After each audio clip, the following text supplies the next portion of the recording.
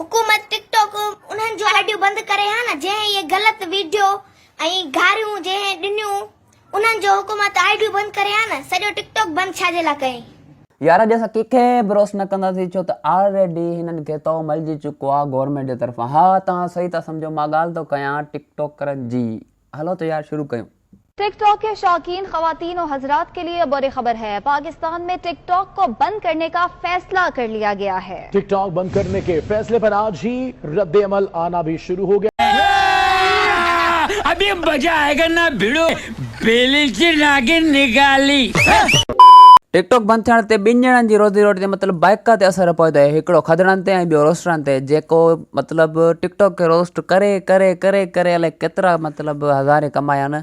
अलाए मूंखे न आहिनि हिन महिल ताईं, मां बि कयो पर हल यार मां बि कयो पर मूंखे हिन महिल ताईं न मिलियल आहे। छो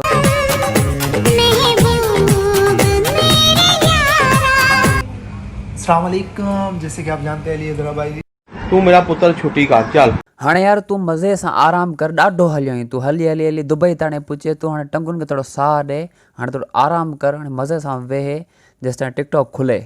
मूंखे लॻे थो टिकटॉक मतिलबु जेको बंदि थियो आहे न ॿिनि कुतनि जे करे बंदि थियो आहे, जेको हिकिड़ो सुबुह घुरी घुरी मुट सुकाए ॾिनई, सुबुह त न मिलियो रांदि टिकटॉक बंदि करे छॾियईं, माण्हुनि जी रोज़ी रोटी बंदि कराई। ऐं ॿियो मखतूम जुनैद जेको आहे, जेको माना ॿुधाए पियो त माना पंहिंजा किसा ॿुधाए पियो त मां हिननि करायो आहे, मां मैट्रिक में करायो, मतिलबु छा पियो साबित करे यार करायो, उहो पर्सनल लाइफ पंहिंजी पाण में रखो न।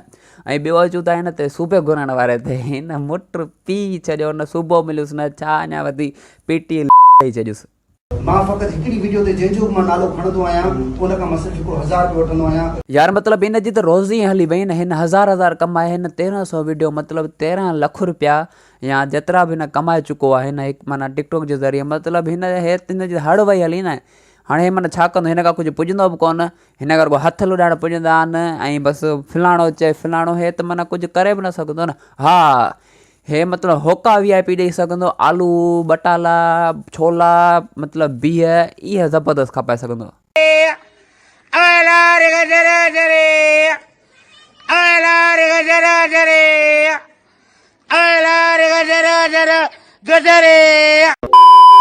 यार पबजी खे त वकार धका बचाए छॾियो, पर इन्हनि जी जेका काबीना ठहियल आहे PM MNA सिंध जा, इहे केॾे विया, इहे त ज़ाहिर न आहिनि जेको यार इन्हनि खे ईअं ई बचाए सघंदा, बाक़ी वकार धका त हिननि खे हथ मां कढी छॾियो आहे।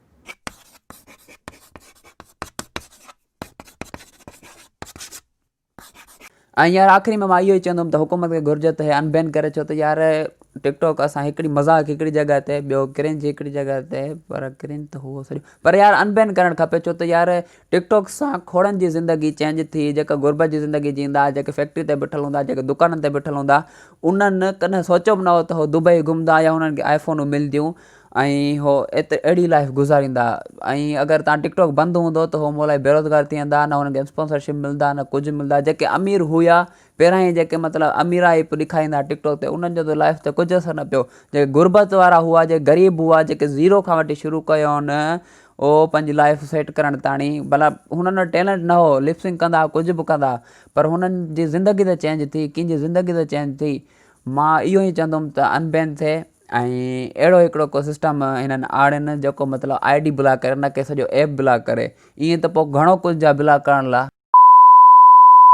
बसि यार अॼु लाइ एतिरो ई, उमेद तव्हांखे वीडियो वणी हूंदी, अगरि वणी आहे त लाइक कयो, सब्सक्राइब कयो ऐं असांजो चैनल शेयर कयो दोस्तनि सां गॾु, ऐं हुननि खे चओ त उहो बि अॻिते 3 ॼणनि खे चवनि त शेयर करो, लाइक करो, सब्सक्राइब करो ऐं कमेंट में ज़रूरु ॿुधायो त अॻिते वीडियो किथे ठाहियां ऐं इहा वीडियो कीअं तव्हांखे लॻी। अल्लाह हाफ़िज़।